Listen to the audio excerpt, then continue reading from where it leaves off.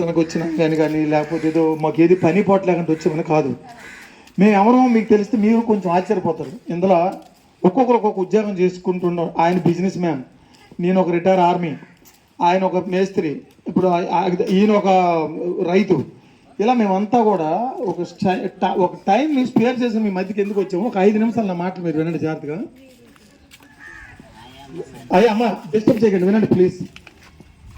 Important విషయం, ఈ విషయం మీకు వినిపించి నేను ముగించేస్తాను, ఓకేనా? చాలా జాగ్రత్త వినండి.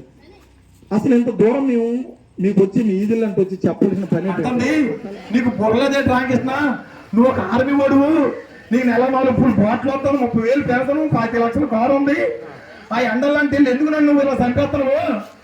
శరీరం అంటుందండి, శరీరం అంటుంది, నాతో అంటావు, నాతో నువ్వు చంపేస్తావు, అందరూ నవ్వుతారు, ఎలా కూడా చేస్తాను, నీ మాత్రం ఉండరు, ఆకులైతే తిరుగుతారు, ఆకులతో తొందరరు కూడా క్లబ్కి వెళ్ళిపోతాం బాగా అంటుంది, తాగడికి వెళ్ళిపోతా, తాగడానికి వెళ్ళిపోతా అంటుందండి. అప్పుడు నేను ఏమన్నాను తెలుసా? ఒలే పనికి మళ్ళీ పాడుకున్నాను. ఎవరిని? మనుషులు కాదండి, మనుషులు మనం తిట్టకూడదు, మన శరీరాన్ని మనం తిట్టాలి. ఒలే పనికి మళ్ళీ పాడుకో. బైబిల్ చదవని వాళ్ళందరినీ నువ్వు ఎవరి పనులు చేంజ్ చేసి ఆత్మలన్నీ అగ్గిరికొండలో పడేస్తున్నావు. ఎందుకంటే నువ్వు పగబెట్టావు కాబట్టి. నేను బైబిల్ చదివాను కాబట్టి నన్ను నువ్వు తీసుకెళ్ళవు, రా మర్యాద అని చెప్పేసి అడ్డుపై ఈడ్చుకొచ్చాను శరీరాన్ని. ఎలాగని తీసుకొచ్చాను తెలుసండి? కొల్లు వలస మీద నుంచి, సొడపుచ్చుల మీద నుంచి, ఇరవాండ్ల మీద నుంచి, అదేదో బిర్యానీ చేస్తారు, ఏ ఊరండి అది? ఆ రాసు పక్క నుంచి ఈడ్చుకొచ్చి అడ్డుపై నుంచి మీ ఊరు ఈడ్చుకొచ్చాను నా బాడీని. నా బాడీ ఈడ్చుకొచ్చాను కాబట్టి తిని మాటలు విన్నారా లేదా? ఒకవేళ నా బాడీ ఎక్కడ రమ్మని, నా శరీరం ఎక్కడ రమ్మని అక్కడికి వెళ్ళి తిని మాటలు ఈరోజు వింటారా మీరు? ఇప్పుడు చెప్పండి, ఎవరు మన శత్రువు? అది ఎవరన్నారు మాట? నువ్వు అనకూడదు అలానాది. ఇప్పుడు చెప్పండి, ఎవరు మన శత్రువు అండి? మనం ఏమంటాం తెలుసా? ఆ పక్కింటోడు ఆడు మంచారు కదా అంటాం. ఇండియాకు పాకిస్తాన్ శత్రువు, ఇరిగింటోడు పొరిగింటోడు శత్రువు, పొరిగింటోడికి ఇరిగి భార్యకి భర్త శత్రువు, భర్తకి భార్య శత్రువు, పాకిస్తాన్కి చైనా శత్రువు, చైనాకి రష్యా శత్రువు. ఇలాగ మనం 6 శత్రువు 7 శత్రువు అంటామే. ఎవరు మన శత్రువు? మీకు ఇంకా అర్థం కాదు, మరి కొంచెం ముందు చెప్తే మీకు అర్థమైపోతాయి. ముందు కూర్చోడన్న చోటు పడుతుంది, ఎవరు? శరీరం. ఆ తర్వాత పడుకోవడానికి చోటు ఏమంటుంది, ఆ తర్వాత సాప ఏమంటుంది, ఆ తర్వాత మంచం ఏమంటుంది, ఆ తర్వాత ఏసీ పెట్టమంటుంది, అవునా కాదా? ఆ ఏసీ రూమ్లోకి వెళ్ళిన తర్వాత ఈ శరీరం ఏటాడుతుంది. నువ్వెంత గొప్పవాడువైనా, నువ్వు తల్లిదండ్రులు ఎంత మంచి జన్మనిచ్చినా, నువ్వు పార్లమెంట్కి వెళ్ళిపోయినంత గౌరవం సంపాదించినా, ఆత్మసాక్షి తెలుసు.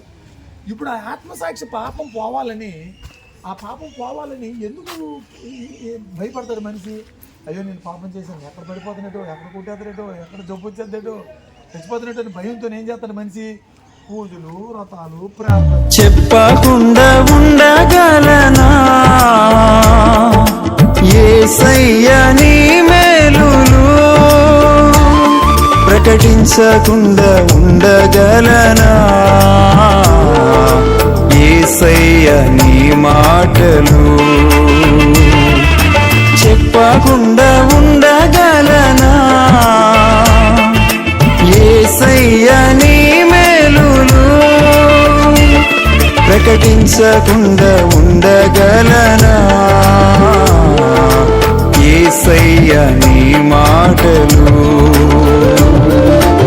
అనుక్షణము కాపాడుచు చూపుచున్న నీ కృపను,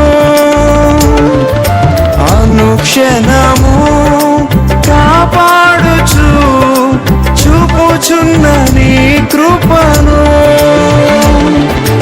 పాడకుండా ఉండగలనా? నే పాడకుండా ఉండగలనా?